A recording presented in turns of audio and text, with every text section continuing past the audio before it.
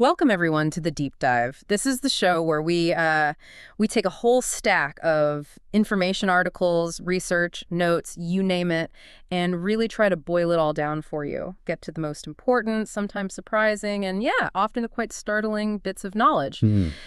Today we're plunging headfirst into a topic that is, well, it's absolutely everywhere you look, whether you consciously realize it or not. Reality television. It really is pervasive. Think about it, right? From those glossy, high-pressure stages of talent competitions to the really intimate, sometimes kind of chaotic docusoaps that fill up our screens, these shows are just utterly pervasive. You can't escape them. And it makes you wonder, doesn't it? Have you ever really stopped to consider just how real reality TV truly is? That's the big question. Because today we're doing a deep dive into what a lot of critics have called the dark side of this incredibly popular genre, looking at the significant criticisms it's faced since it's a pretty dramatic and very rapid rise in popularity. Indeed. And our mission for this deep dive really is to unpack the arguments, the really compelling arguments that challenge reality TV's supposed authenticity. Right. We're going to delve deeply into the often hidden and sometimes, frankly, quite alarming ways participants get exploited. And crucially, we'll explore the far-reaching psychological and cultural impacts both on those people, brave enough or perhaps sometimes unsuspecting enough to step in front of the camera. Yeah. And on us, the viewers, who consume this stuff every day. Exactly. So buckle up, I guess. Because we're going to look at some pretty wild allegations of manipulation, the very real human cost behind all that, stage drama. The human cost is key. And even some, frankly, startling statistics about how these shows might be affecting our own perceptions, our well-being. Okay, let's unpack this. So let's start right there with the name itself, reality TV. It's almost ironic, isn't it? It really is. Because the core criticism, the absolute foundation of the argument against these shows, is that the title, reality, is often completely inaccurate. Sometimes it feels like it's bordering on deceptive.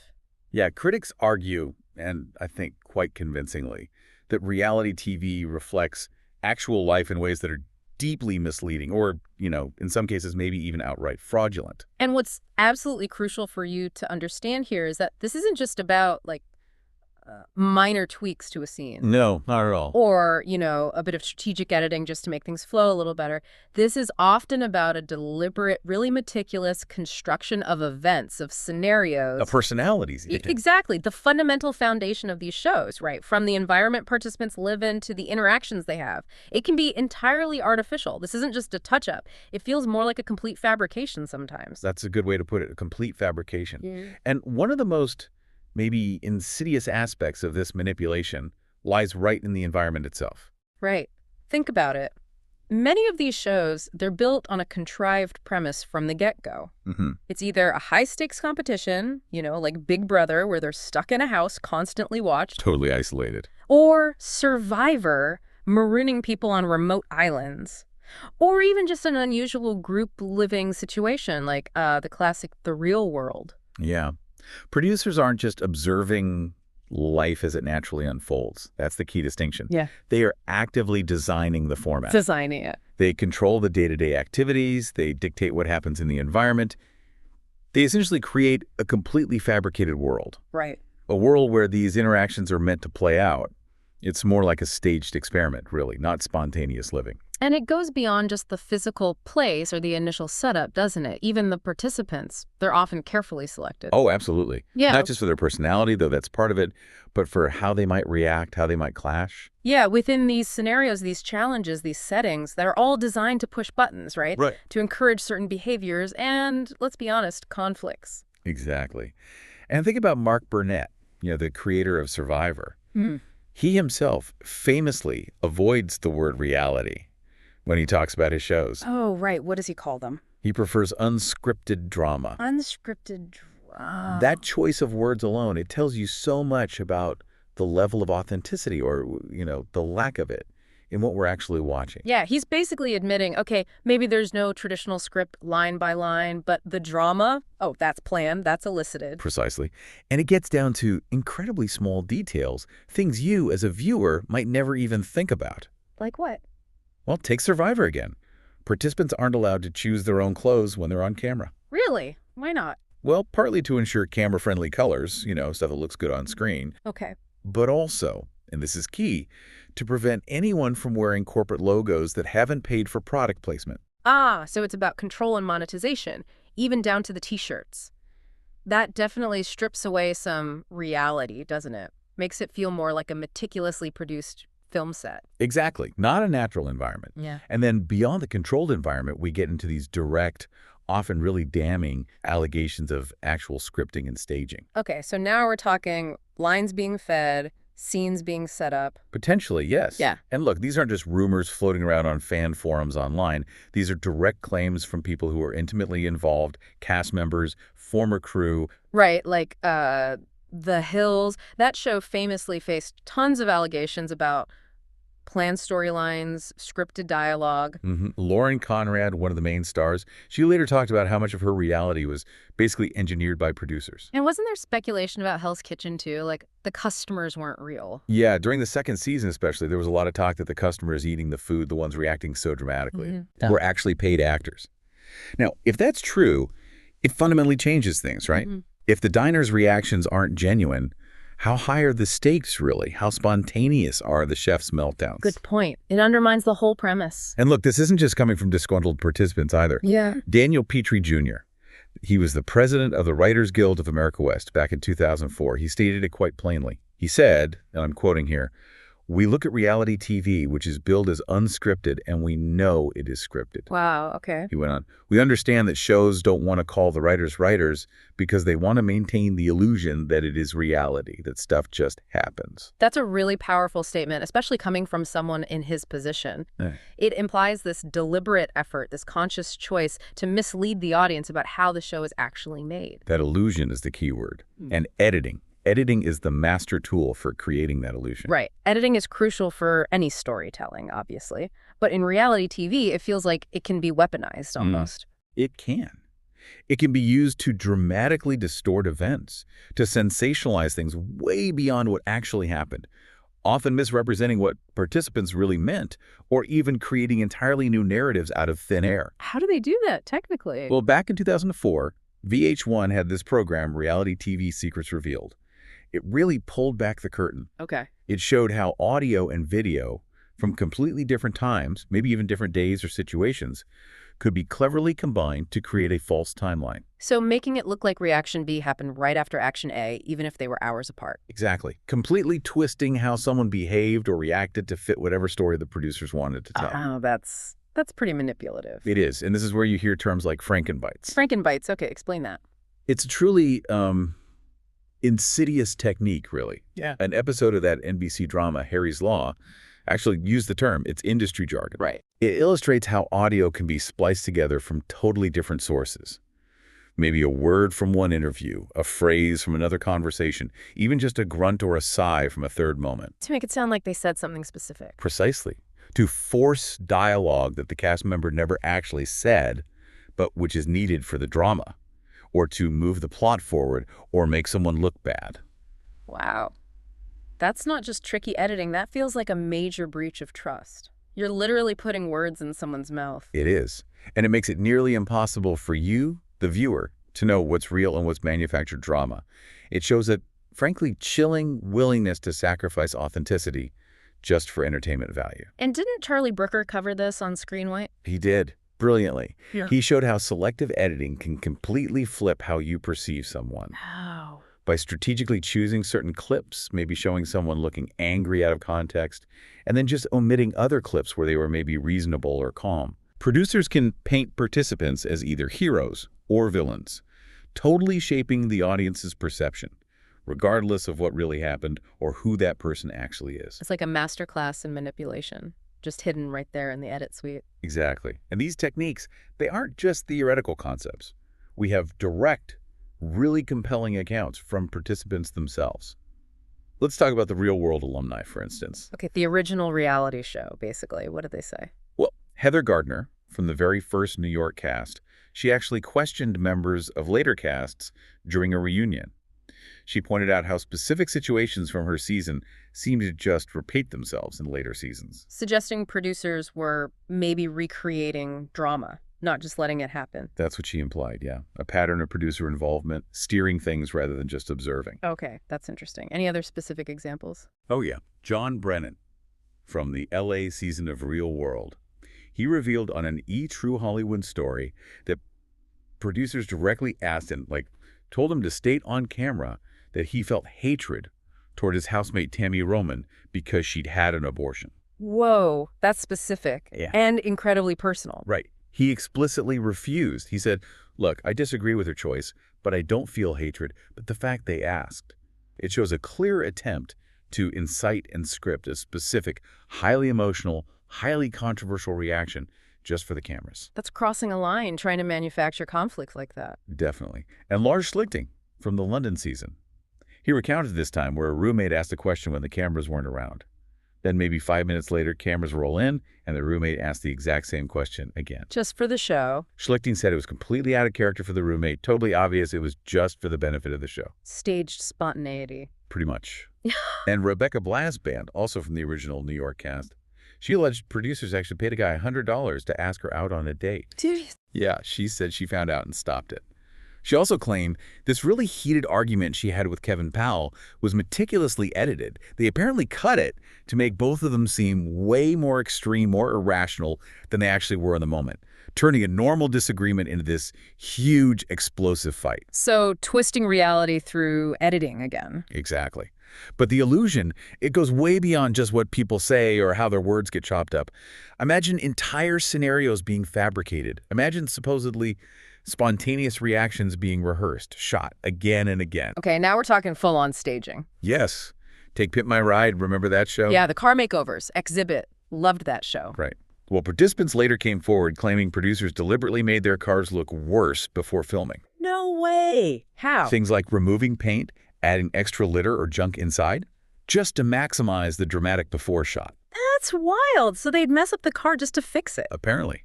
And even crazier, some of those really eye-catching, over-the-top features they installed. Like, remember that robotic arm in one car? Vaguely. Added solely for the show. And then removed right after taping. So the owner didn't even get to keep it. Nope. Yeah. Essentially useless. Plus, contestants said they were coached, told how to act overly enthusiastic, super surprised. Okay. And that whole overhaul process looked like a few days on TV, right? Yeah, quick turnaround. Actually took 6 to 8 months. 6 to 8 months. Wow. So that rapid transformation was completely fake. Vandalizing cars just to fix them. That's almost performance art, isn't it? Like a weird reality TV version. It truly is something else. And listen to Hulk Hogan, you know, the wrestler. His family had that show, Hogan Knows Best. Right. I remember that. In his autobiography, he gives this really interesting insight into what he calls soft scripted shows. Soft scripted? What does that mean? He explains that, look, continuously filming union camera crews 24/7 until something dramatic happens, that would be astronomically expensive. Just totally inefficient. Makes sense. So instead, the subjects, the family, in this case, are given a scenario.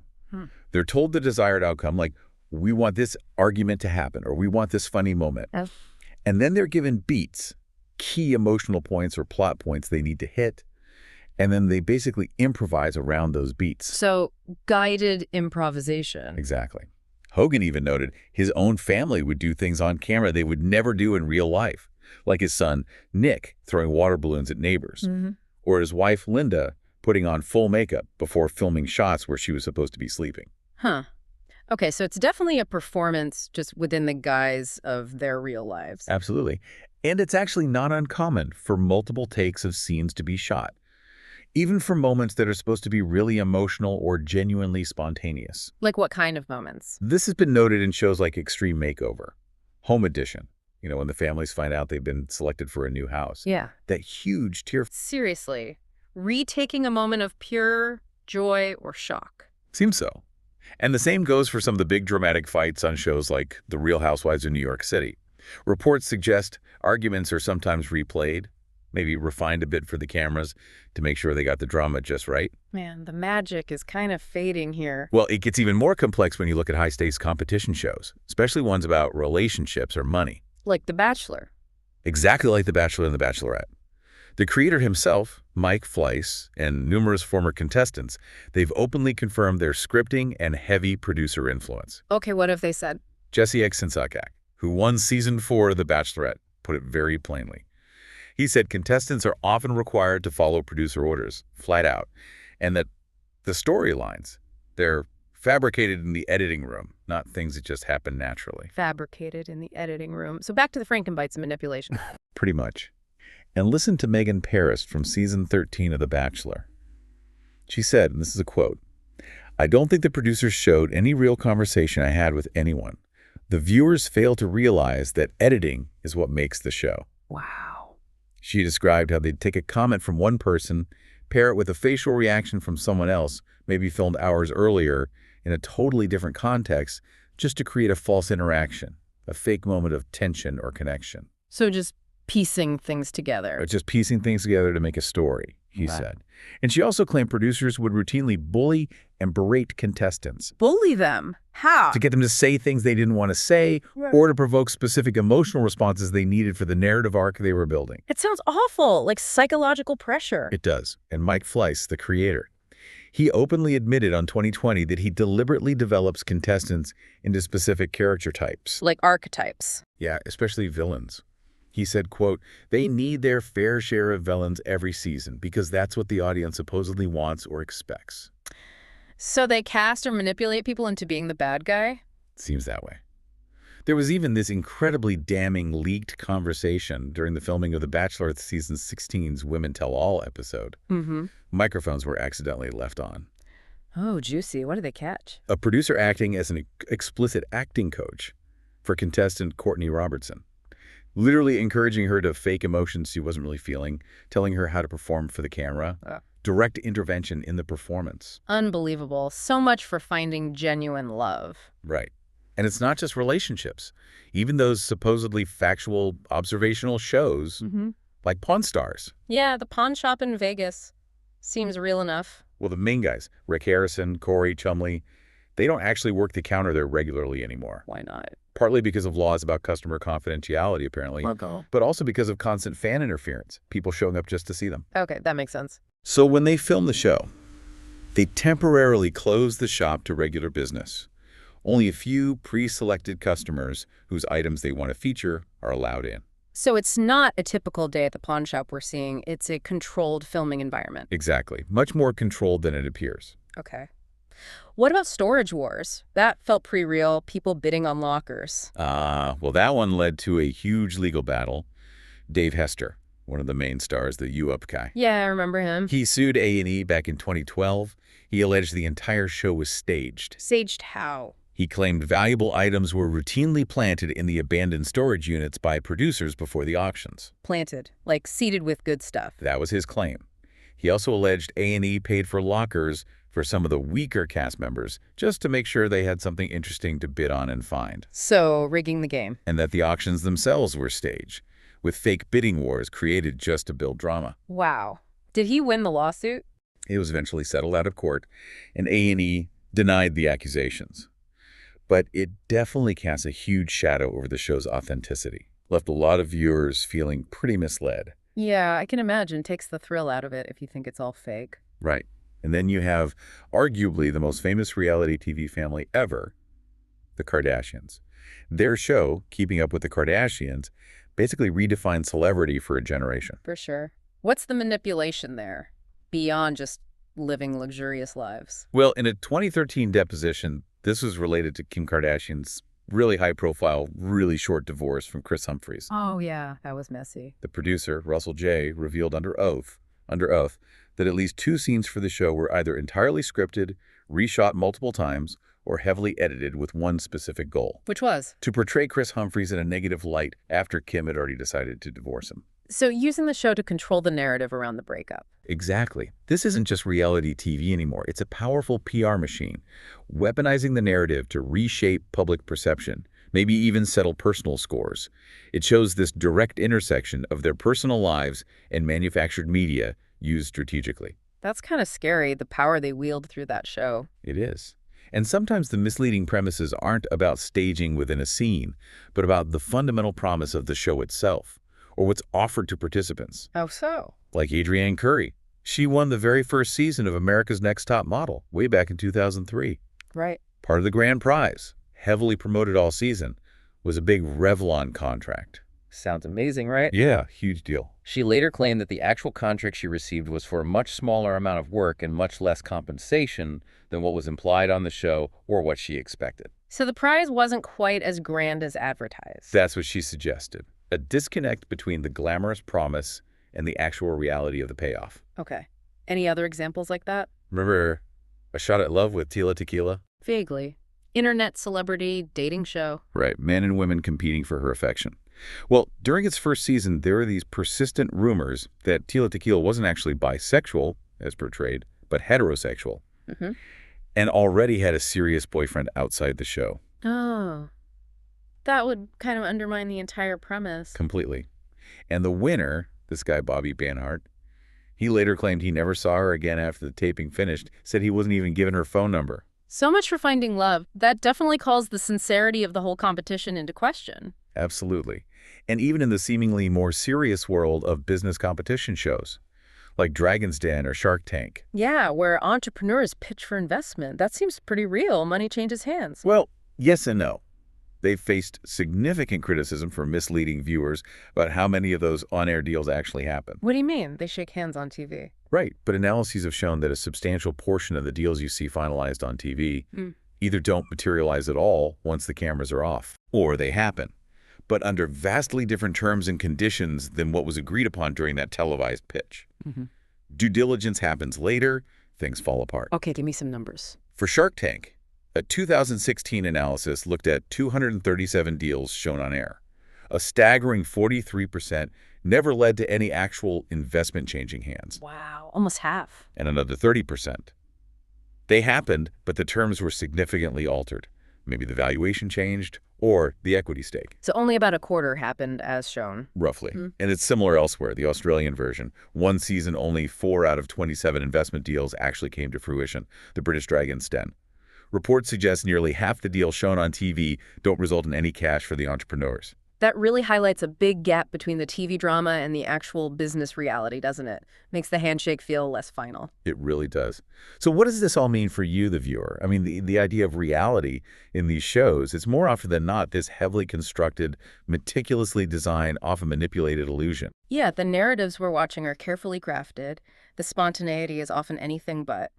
It's this sophisticated form of entertainment, sure, but it seems like it's built on a premise of manufactured authenticity. That's a great way to put it. Manufactured authenticity. Yeah. But the impact, it goes way beyond just misleading us with the narrative. It really delves into the very real human cost of participating in this engineered spectacle.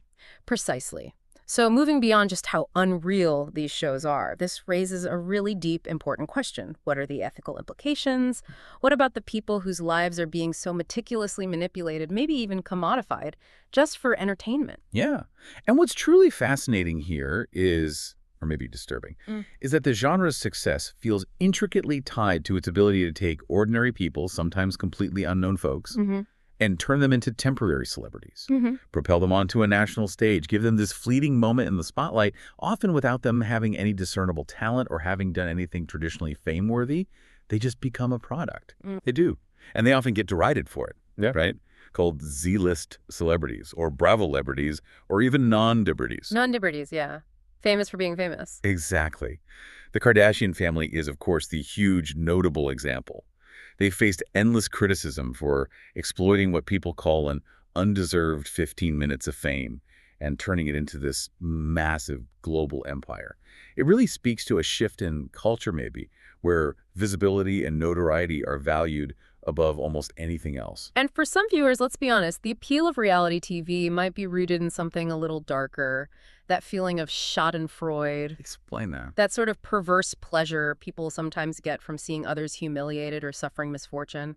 Entertainment Weekly once put it really candidly. They said something like, "Do we watch reality television for precious insight into the human condition? Please. We watch for those awkward scenes that make us feel a smidge better about our own little unfilmed lives." Ouch. But maybe true for some. A moment of relief that someone else's life looks messier than yours. Perhaps. And media analyst Tom Alderman, he went even further. He described a whole subset of reality TV that can only be described as shame TV. Shame TV? Why? Because, as he put it, it uses humiliation as its core appeal. Wow. Can you give an example of that? A really disturbing one is that 2014 show, I Want to Marry Harry. Remember that? Vaguely. Yeah. Women thought they were competing for Prince Harry. Exactly. 12 American women competing for a guy they believed was Prince Harry, but who was just a look-alike. The premise itself is kind of cruel, right? Yeah, fundamentally deceptive. But the winner, Catherine Birch, she later revealed these shocking details. She said she and the other contestants were systematically gaslighted. Gaslighted, like made to doubt their own sanity. Exactly. That form of psychological manipulation. She said they were isolated for a week before filming even started, and that a producer actually posed as a therapist. Posed as a therapist. What? For what? To convince them that Harry was legitimate. To talk them out of their doubts. Like, God, that's not just manipulation. That sounds like extreme, calculated psychological abuse for entertainment, crossing serious ethical lines. It really does. And this very real concern about violations of human dignity, of human rights in reality TV, it's not just chatter. It's actually been formally addressed by the Council of Europe. So international bodies are looking at this. Yes, it's a serious ethical dilemma being discussed at that level. Okay. But is it always about humiliation? Is everyone being exploited that way? Well, it's worth noting not everyone agrees that's the sole driver. Mm-hmm. The TV critic James Poniwozik, he offered a counterpoint. He suggested that for all the talk about humiliation TV, what's striking about most reality shows is how good-humored and resilient most of the participants are. Interesting. So they bounce back. That's his point. And he posits that maybe what truly bothers the critics, the detractors, isn't that these people are humiliated, but that they aren't. Implying that maybe some viewers are disappointed when the participants don't break down or crumble under the pressure as expected. It's an interesting take on audience expectations versus the actual participant experience. Food for thought. Now, beyond the direct emotional toll, you mentioned economic exploitation too. How does that work behind the scenes? Right. There's a significant critique about the exploitation of labor within reality TV production, specifically regarding the writers. Writers. But I thought these shows were unscripted. Well, as we discussed, that's often not strictly true. People are doing significant creative and structural work, crafting narratives, outlining scenarios, writing confessionals maybe, but these writers often don't receive union pay scale compensation or benefits. Ah, so it's cheaper for producers. Drastically cheaper. It cuts production costs significantly, but it's at the expense of fair labor practices. It often leads to really precarious work conditions for those writers. Okay, that's one layer. What else? Then there's the commercial aspect, just permeating the content itself through really pervasive product placement. Yeah, you see brands everywhere in these shows. It's huge. Nielsen media research data from 2011, so a while back, but indicative showed that product placement is highly prevalent. Get this. 9 out of the 10 primetime shows with the most product placement were reality TV shows. 9 out of 10. Wow. Like which ones? Titans like American Idol, The Biggest Loser, The Celebrity Apprentice, the list goes on. This effectively commodifies the entire show. It blurs the lines between entertainment and advertising. So the participants, in a way, become part of this living, breathing infomercial. That's a perfect way to put it. And this blurring of lines, it extends even further when you look at competitive reality TV. Many critics argue this actually functions as a form of exploitative labor. How so? It looks like a competition, a chance to win. Right. They position themselves as these legitimate pathways into highly competitive creative fields, fashion, cooking, music, design, whatever. But they often operate more like these incredibly intense public job interviews, where the line between entertainment and actual employment is incredibly blurry. And often, participants are performing significant labor, designing, cooking, singing, enduring stress for little or no direct pay, all for the cameras. Just for the exposure. Exactly. And this whole phenomenon, it connects to a broader sociological idea called the work society. Work society. It's a concept describing how, especially in modern global economies, populations increasingly learn to labor in ways that value things like creativity, flexibility, and this is critical precarity, instability. Okay. And reality TV fits in how? Reality TV competitions are seen as both a form of this labor and a representation of it. They subtly teach us, the viewers, how to perform in this modern economic landscape where stable jobs are rarer and self-branding, being adaptable is paramount. That's a deeper layer. And you mentioned the myth of meritocracy earlier. How does that play into exploitation? Right. At the heart of this competitive structure is this powerful but often really problematic myth of meritocracy.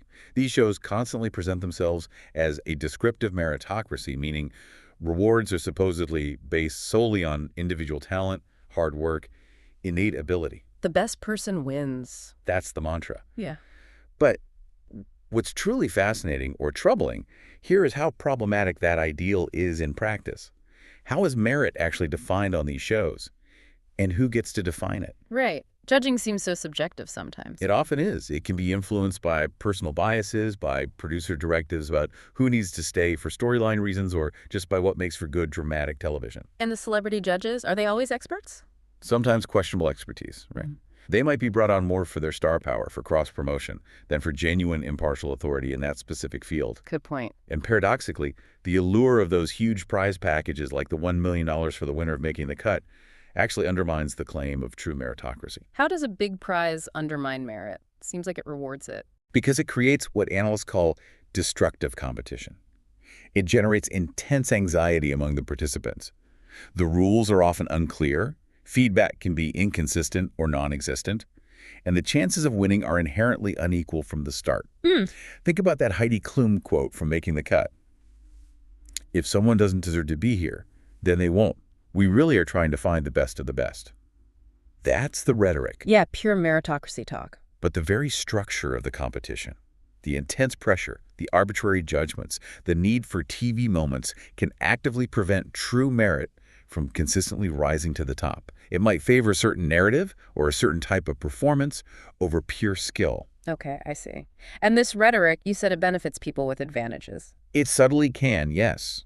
It often portrays unpreparedness or failure, not as a result of maybe lacking resources or facing systemic barriers, but as a simple lifestyle choice, or just a lack of individual effort or grit. Blaming the individual. Exactly.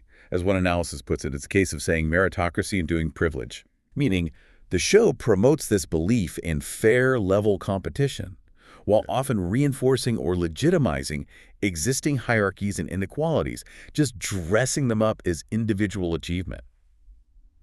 It's a really powerful form of ideological conditioning. Wow. Okay. And then there are the self-improvement narratives that are just everywhere in these shows. The journey. Exactly. Contestants are constantly expected to learn and grow, to provide evidence of transformation through those dramatic confessional interviews or intense interactions with judges and mentors. I've learned so much about myself. That whole narrative functions as a powerful kind of pedagogy, a teaching tool for how to succeed in social life, and specifically in the neoliberal labor market. How so? It valorizes bootstrapping self-reliance, the idea that you can succeed if you just pull yourself up, work hard enough, adapt, improve, regardless of your starting point or circumstances. You're not just watching a competition. You're constantly being shown how to be a better worker, a better consumer, how to perform your personal brand, how to be marketable. So it's teaching us how to operate in today's economy. In a way, yes. And the exploitation, it's truly multi-layered. It goes beyond just the participants' time on screen. Okay, give me another layer. Think about Making the Cut again, the winning designs. They're produced and sold exclusively by Amazon. Right, Amazon Prime Video streams the show. Exactly. Amazon is the show's direct partner and distributor. So that arrangement generates significant direct profit for the platform, even as it's presented as this amazing prize for the winning designer. So the contestants' creative labor directly creates surplus value, profit, for the company producing the show. That's a very neat closed loop for Amazon. Very tidy business model indeed. And think beyond the winner. What about everyone else who competes? The non-winners, yeah, what about them? That's where the pervasive idea of free labor comes in. This creative competition model is immensely profitable for producers because typically only one person wins the big prize. Right. The vast majority. They gain, quote, nothing but the exposure, maybe a temporary boost in social media followers. Right. The labor, the ideas, the creative output of all the participants, it's effectively exploited by the producers. And the non-winners, labor, their struggles, their failures, directly contribute to constructing the winner as the winner. They provide the contrast, the drama. They are, in a very real sense, the necessary backdrop against which the star is created. They provide the competition and the narrative fodder, all without fair compensation for their work and time. Man, that's grim when you put it like that. And let's not forget the crucial, often completely invisible labor that makes these shows even possible. Invisible labor, like what? making the cut, again, is a good example. It provides seamstresses, right? People who actually sew the garments. Oh, yeah. The designers don't do all the sewing themselves, usually. Exactly. These seamstresses often do all the hard, tedious work, sometimes through the night, bringing the designer's visions to life under immense pressure. Yet, they remain largely unseen on camera, uncredited, certainly not celebrated. Right. They're just in the background. It highlights these deeper, often feminized structures of exploitation that underpin the visible drama and the so-called glamour of reality TV. It's a stark reminder of who truly benefits from the show's success and whose labor is rendered invisible. That's a really important point. And then there's this concept of immaterial, effective labor that contestants perform. Effective labor. Sounds academic. Break it down. It refers to things like constantly managing your self-brand, performing emotions on cue. You have to seem genuinely happy, sad, stressed, authentic, and continuously performing that authenticity for the cameras, even when it's maybe not how you truly feel. So emotional work as part of the job. Exactly. And this kind of labor is often linked to what scholars call the feminization of work in modern economies. Jobs increasingly demand emotional intelligence, interpersonal skills, managing relationships, personal presentation, skills historically associated with unwaged domestic labor. This time and effort spent building social relations on the show, managing your image, displaying the right emotions, it's essentially captured by capital. It becomes an uncompensated yet absolutely integral part of the show's value and its profitability. Wow. And that ties back to the idea of exposure as compensation, right? Perfectly. That idea is so deeply ingrained in creative fields today, but it's profoundly problematic. The notion that doing uncompensated, often intense labor just for attention and exposure is a prize in itself. It naturalizes the precarity, the instability of creative and cultural work. Makes people feel grateful for being exploited almost. Pretty much. It frames it as a means of survival in the neoliberal economy. You got to pay your dues. It's a foot in the door, rather than addressing it as a fundamental injustice or exploitation of labor. It's a very clever way to keep costs down and keep talent hungry and compliant. Okay, this is a lot to think about regarding the participants. It really is. And brings us to a crucial next point. Beyond the manipulation, beyond the direct exploitation of the people on screen, what is the broader psychological and cultural impact on everyone involved, including you, the viewer sitting at home? So yeah, the ethical considerations in making reality TV, they extend far beyond just being fair to participants during filming. They really get into the critical area of their psychological health afterwards and the show's broader impact on society. Right. Producers, you'd think, have a profound ethical responsibility here for the well-being of these individuals, both during and after filming. That should include offering, real mental health resources to help them cope. Cope with what, specifically? Well, the immense psychological impact of sudden, often intense fame, the public scrutiny, which can be brutal, and the often distorted way they're portrayed to millions of people. You would hope so. Yeah. But the reality, it often seems to fall tragically short of that ideal. How do we know? There was a documentary series called Dark Side of Reality TV. One episode focused on America's Next Top Model, or ANTM. A former producer on that show stated pretty chillingly, quote, "We don't give a shit what they do when they come off the show." Wow. That blunt. That blunt, indicating a stark, maybe even callous, lack of follow-up care or concern for these young participants once the cameras stop rolling and the show has aired. It sounds like a disposable mentality, unfortunately. Treat them like products, use them up, move on. That's the implication. And we've heard specific accounts from former ANTM contestants that really illustrate this raw, often damaging experience. Okay, like who? Angela Preston, for example. She was on the All-Star season. She was actually DQ'd, disqualified right at the very end under really mysterious and abrupt circumstances. Disqualified from winning. Yes. She said she was called into what she thought was a sponsorship meeting, maybe about a prize. But instead, they just told her why they can't crown you. No real explanation given to her at the time, apparently. It must have been devastating. She said the thing that tipped her off, that something was seriously wrong, beyond just losing, was that the show's psychologist was present in that meeting. Ah, okay. Red flag. Big red flag. And what's more, she later revealed that after the show, no modeling agency would book her. Why? Because she was known as an ANTM girl. So the show actually limited her career instead of launching it. That's what she experienced. It highlights this unintended, potentially limiting effect. And the show was also allegedly aware of her past work as an escort, which raises serious questions about how producers might leverage or expose highly personal, sensitive information for narrative drama, even if Angelia herself later appeared, quote, at peace with her whole experience. That's complex. Any others? Yeah, Gina, another ANTM contestant. Hmm. She talked about being intensely pressured by Tyra Banks and the producers to shave her head to embrace her baldness as part of her big transformation narrative on the show. Okay, makeovers are common, but pressured. That's how she described it. And she also revealed a really manipulative editing trick. Remember we talked about Frankenbites? Yeah. Well, the clip they used when she ostensibly lost the finale, her reaction shot, it was actually taken from an earlier confessional interview, from a different context entirely. So not her genuine reaction to losing in that moment. Nope. A clear example of misleading editing, just crafting a predetermined dramatic moment rather than showing the authentic, messy reality of her defeat. Deceptive. Okay, who else? Sarah, from Cycle 9. She revealed an even more distressing side effect. Her weight became the sole focus of the show's storyline about her. They constantly talked about it. Yeah, that happens a lot on TV. Body scrutiny. But she explained why she lost weight so dramatically during filming.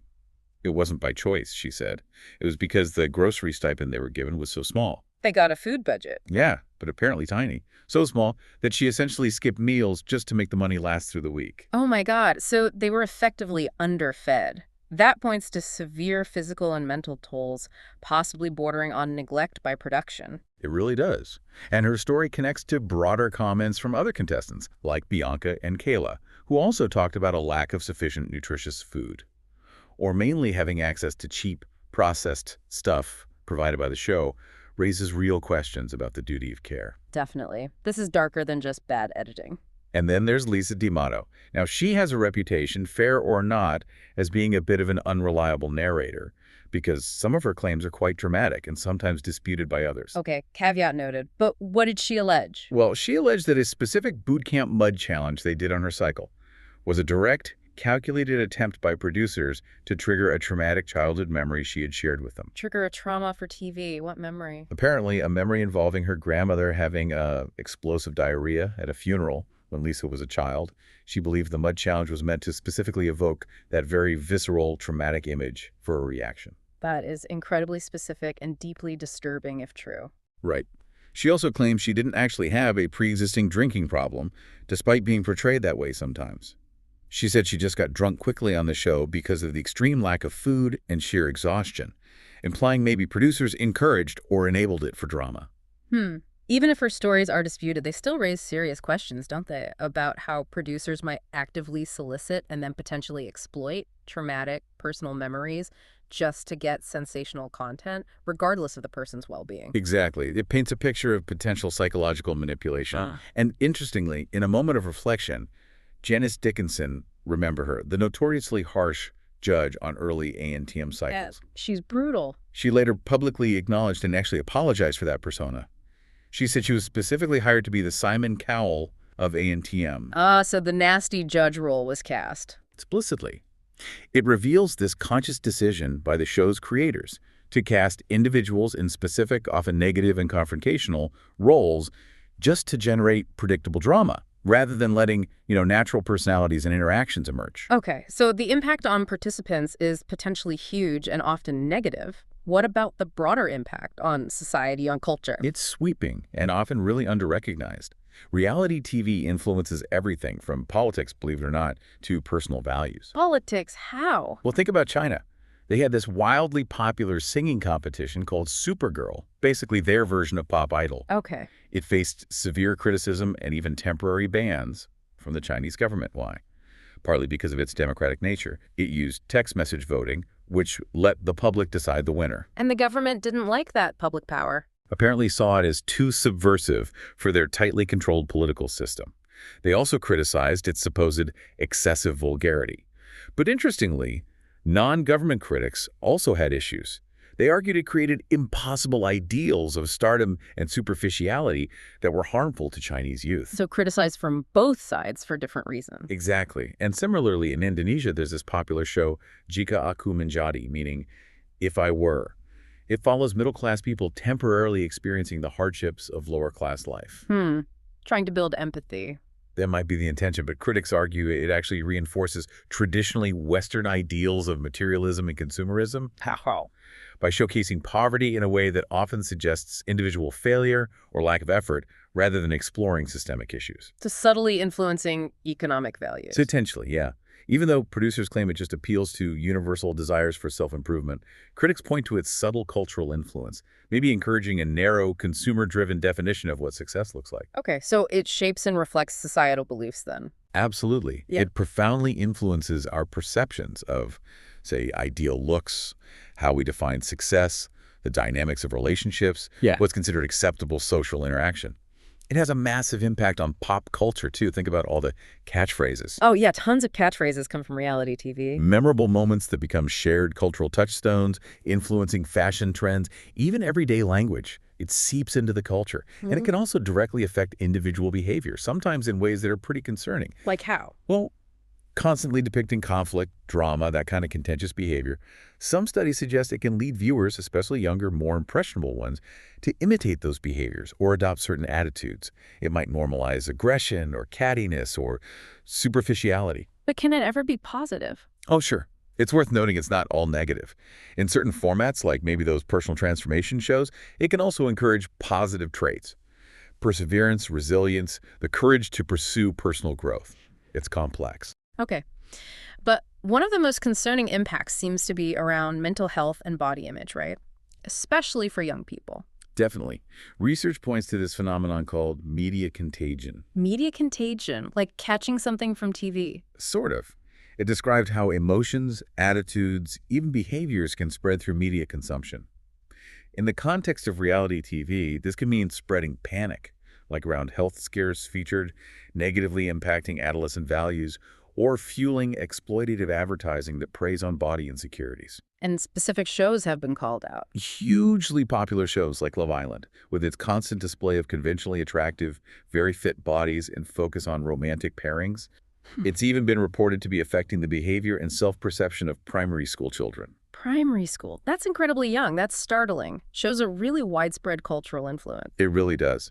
And organizations like the Mental Health Foundation have expressed particular concern about viewers constantly comparing themselves to these often highly curated, sometimes professionally modeled on-screen personalities. Because it sets an unrealistic standard. Exactly. Academic research consistently backs this up. This kind of social comparison, especially with idealized images, can lead to significant feelings of shame, inadequacy, distress about one's own body. When you're constantly bombarded with what's presented as the ideal, it can really erode your self-esteem. Do we have actual data on this? We do, and the statistics are frankly startling and deeply concerning. A survey commissioned by the Mental Health Foundation found that nearly a quarter, 24% of 18 to 24-year-olds worry about their body image, specifically because of reality TV. 1 in 4. That's significant. But it gets worse, even more gravely concerning. 23%, almost the same number of that same young adult demographic, reported having suicidal feelings directly linked to concerns about their body image. Suicidal feelings linked to reality TV body image pressure. That's devastating. It's incredibly poignant, especially when you consider that shows like Love Island routinely cast participants who overwhelmingly conform to stereotypical ideals of beauty and physique. Many are, in fact, professional models or social media influencers before they even get on the show. It creates this incredibly unrealistic benchmark for the average viewer. Has the industry responded to this? Well, ITV, the broadcaster for Love Island in the UK, has largely avoided engaging directly on this specific topic of body image impact, focusing more on general mental health support for participants. However, Channel 4, another UK broadcaster, has suggested that reality TV can have potential to do good when produced responsibly. Like how?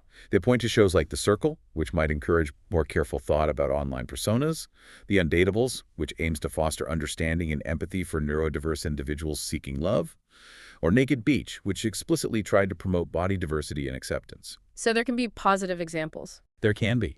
But despite these potential positives, the negative impacts, particularly on mental health and body image for viewers, remain undeniable and really require significant attention and change from the industry. Okay. This leads us to a really sensitive, maybe uncomfortable aspect of reality TV. The participation of children? Yes. This raises a fundamental ethical question, doesn't it? When does a child's participation cross that critical line into exploitation? Especially when you're talking about minors whose ability to give informed consent or even fully grasp the long-term implications is limited, if not non-existent. Are there prominent examples of this being an issue? Absolutely. The series John and Kate Plus 8, which followed a couple raising their 8 young children, twins and sextuplets. Right, huge show for a while. It faced significant public criticism and even a legal inquiry in Pennsylvania regarding the alleged exploitation and emotional distress caused to the Gosselin children. What were the concerns? Well, at the time the show was filmed, Pennsylvania, where they lived, actually had no clear laws specifically governing child appearances on reality shows.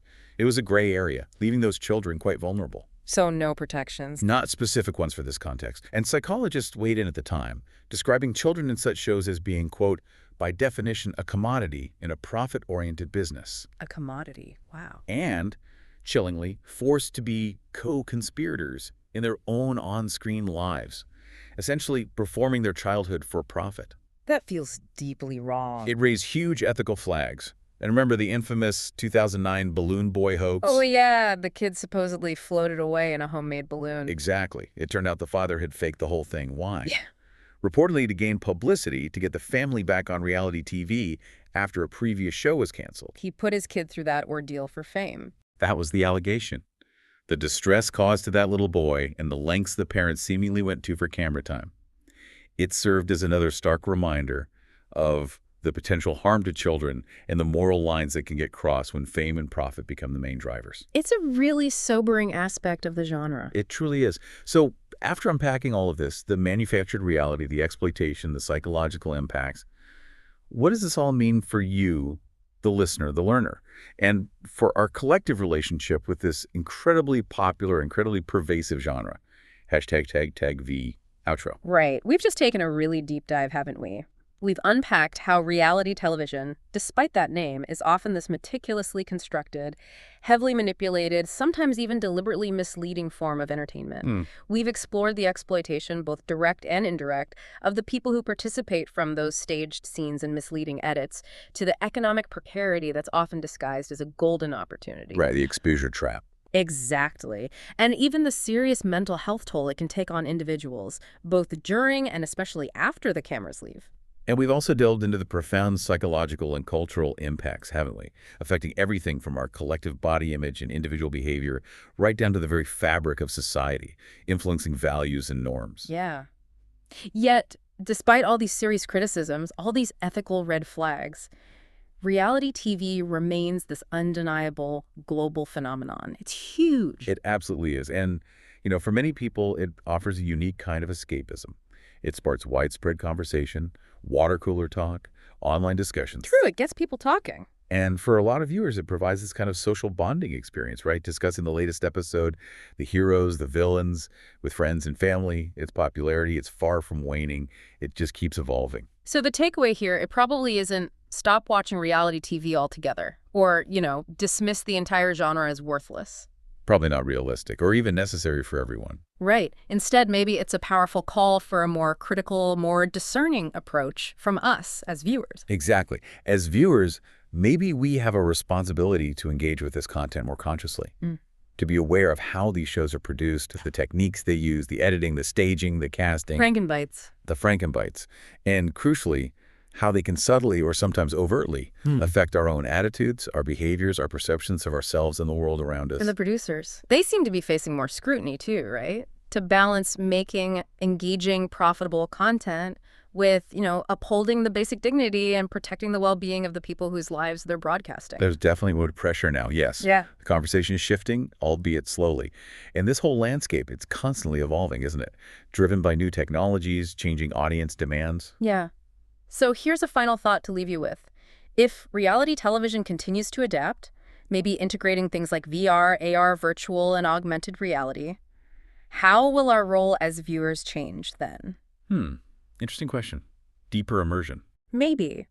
And as those lines between the reality we see on screen and our own lived experiences become potentially even more blurred, What personal responsibility do you, the listener, have? A responsibility to question the narratives being presented, to protect your own mental space, your own well-being from the potential dark side of this pervasive form of entertainment. It's definitely something worth mulling over long after this deep dive ends.